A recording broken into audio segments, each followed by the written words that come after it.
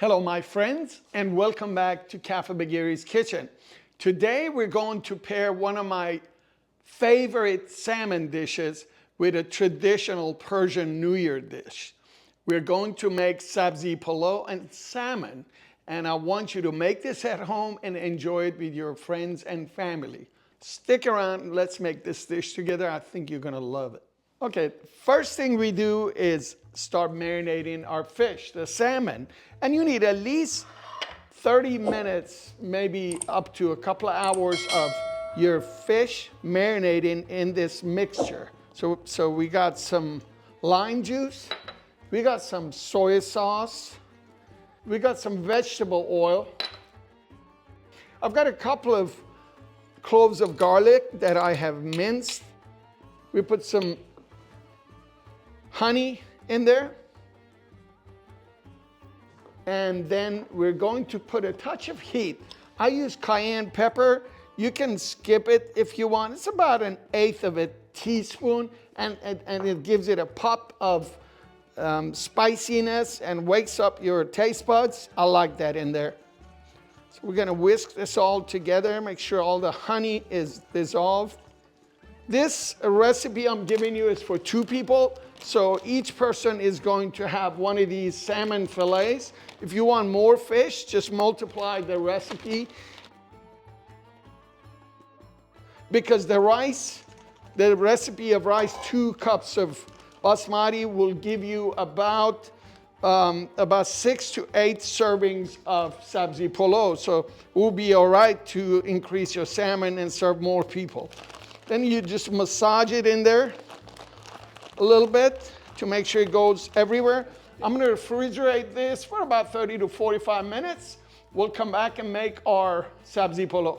Now that our salmon is marinating, as we do in all Persian rice videos that you've seen, we have brined our rice. This is basmati, you can use jasmine. We will brine it in salt water for a little over an hour, and I have my water boiling here on the stove. I add the rice with the salt brine into the hot water.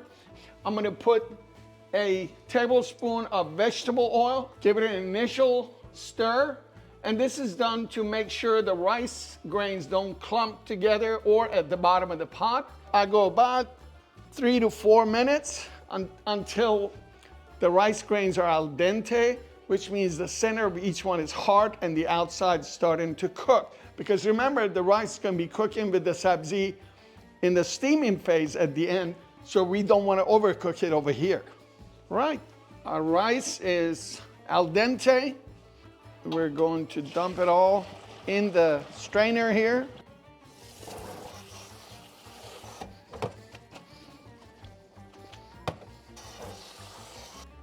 This does 2 things. It stops the cooking process immediately, and it washes some of the starch out of the rice so we can get that fluffy texture that we're looking for. Now this rice will sit here at least 10-15 minutes for as much of the water to strain out as possible, and then we'll put it all back together. While the rice is straining in the sink and we have our salmon fish marinating, it's a good time to start preparing our herbs. We want to get about 2 cups of very finely chopped herbs for this Sabzee Polow recipe, and the recipe is below as always. You can use some of the stems, just remove the thicker stems. Stems are very flavorful. A lot of the nutrients in your herbs are in the stems, and they make an interesting texture in your Sabzee Polow. So keep some of the stems, finely chop those as well, and add turmeric and salt. This is to flavor the herbs so that when they go in with the rice, it will make a more flavorful Sabzee Polow. You're not gonna have all of your herbs fresh, depending on the season. In this case, I had some tarragon and some dill wheat that were dried. Just remember, use half as much of dried herbs as you would fresh to make the total 2 cups of herbs. All right, we have the same thick bottom pot that we do rice in all the time on medium heat. We're gonna put our 4 tablespoons of butter, and it starts melting right away. We're gonna put the same amount of neutral vegetable oil. Again, this is grapeseed in my case. Remember, golden crispy tahdig at the bottom of the pot needs a lot of fat and controlled heat. We're gonna put 3 tablespoons of our prepared saffron solution. To this butter, oil, and saffron solution, we're going to add some spices. I primarily add some salt and pepper. This is the opportunity again to be creative with the spices. Turmeric, some of the other aromatics have been known to be added. That adds to the flavor of your tahdig, right? We put in potatoes at the bottom. I use the russet or baking potato as they call it, and just cut them about 1/4 inch to 1/2 inch, depending on how you like it. This is the Persian French fries, if you will. You can add many different types of vegetables at the bottom of your pot, as you know. The sky's the limit. But potatoes are just a generic tahdig, and everybody seems to love them. The extra pieces of potatoes, you can just force them in there, and then the end pieces I usually kind of rest on the side like that. There's really no bad way to do this. And invariably you end up with a couple of pieces that you don't have room for. What I like to do is put a little salt and or pepper on the top side of the potatoes. And now as you can see, I swirled it around to get the oil and saffron about 2-3 inches up the sides to help the formation of our tahdig at the bottom. Now we're ready to go on the other side and deal with our herbs and rice. And the rice has been draining. We're going to quickly add it to the herbs. Remember, the pot is cooking on medium over there, but you don't want to leave it too long. We want to mix all of this and go back and start the second phase of our rice. So you basically just fold this in.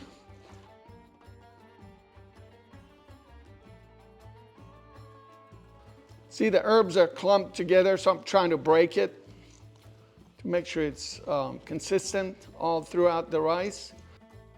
I think this is good enough. We've got it all in there. Now we're going to go back to our stovetop, and first of all, always make sure your pot is centered. And we're going to pour this right in the middle.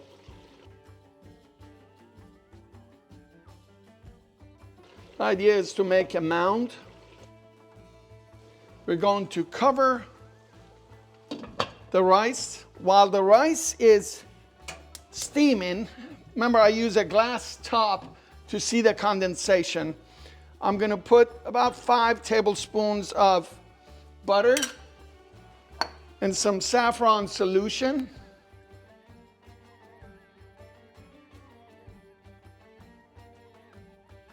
All right, our butter and saffron solution is ready. At this point, there are possibilities of adding aromatics in this butter sauce for the top of your Sabzee Polow. Again, a little bit of cardamom, cinnamon. People have been known to put crushed Damascus roses in this solution. And we're gonna baste it over. Okay, look at this, see? The condensation is starting to roll down. It's starting to cry, so it's time to go for the final phase. As with all Persian rice recipes, we put these vertical shafts in the mound of rice. And again, as I've said before, the function of these holes is to bring the moisture up and make sure that you get crunchy tahdig and to get the heat from the bottom all throughout your mound of rice. We're gonna put this all over your Sabzee Polow. There you go. So we got that covered. I have a double sheet of paper towel. You can use cloth kitchen towel. Let me just put that on. Make sure it's sealed. Make sure your pot is centered again. And we're gonna go to medium low. This is, if you divide because a lot of the stoves don't have the numbers, 3 out of 10 setting. So I call it medium low. And we're gonna go for 50 minutes, 50. All right, things are in motion with the rice and sabzi. We're going to work on our fish. The salmon is going to be broiled on a bed of scallions. Here in our family, we love extra scallion. It's used for plating, but it's just so tasty. And what we're gonna do is, in this case, you can use a neutral vegetable oil, but this part of this meal does well with olive oil. So we put some olive oil on the stack of scallions. Make sure that they're all over the scallion stems here. And then I put just 2 things on it, salt and pepper. This is another opportunity to be creative and make it your own. Put on this whatever you like on your steamed or baked vegetables. It works. There, this is all we need to do. We have preheated our oven on broiler setting, which is usually 550, 500 will work too, but go as high as your oven allows you. You go the first stretch. Don't be worried about charring these scallions, but you have to be watching it. Don't be on your phone or talking to others, and you need to go for 3 minutes on broil. Very quickly, while your scallions are being broiled for 3 minutes, we're going to get the fish out of the bag. We're going to be using this marinade on the fish while we're broiling it. That's how we want it in a bowl. Okay, 3 minutes of broiling on the scallions. Be careful not to burn yourself. I have done it several times. As you can see, I pulled that out of the oven because I don't want my oven to go cold when I'm doing this. We get both fillets on the bed of scallions.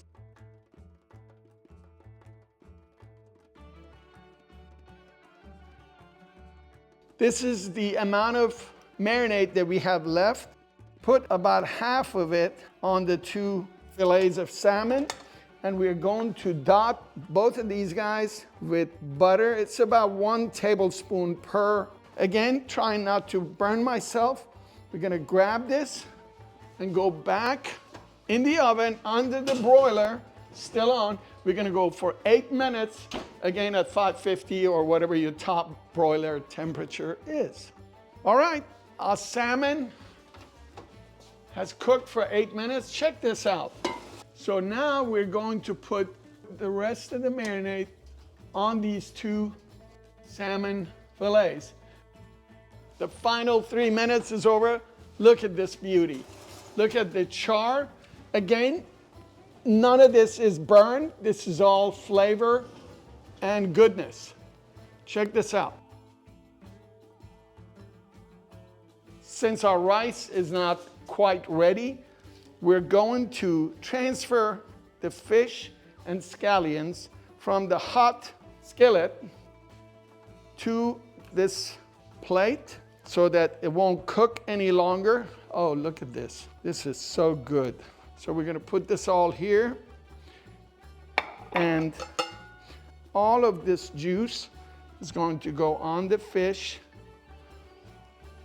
and over the scallions. And I'm going to tent this to keep it warm, like so. We're gonna wait for rice to be ready. Okay, our 50 minutes is over. Our rice is ready. Oh, this smells wonderful.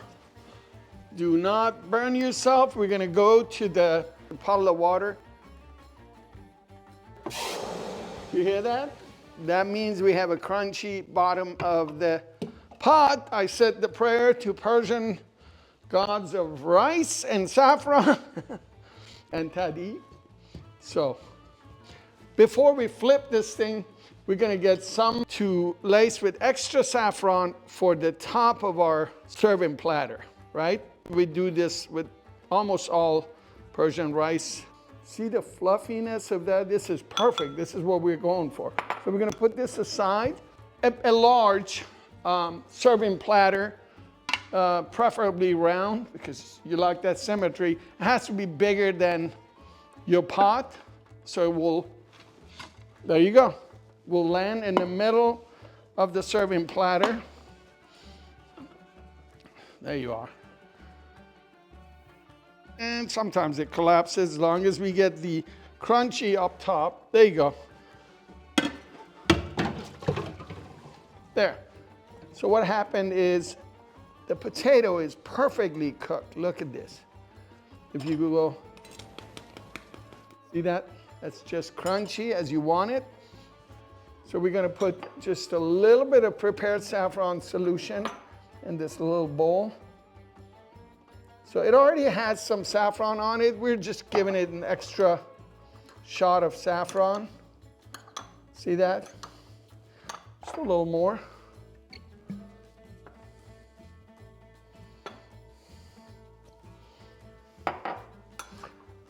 Now, a lot of people add some melted butter just for extra aroma and flavor. I just add some saffron.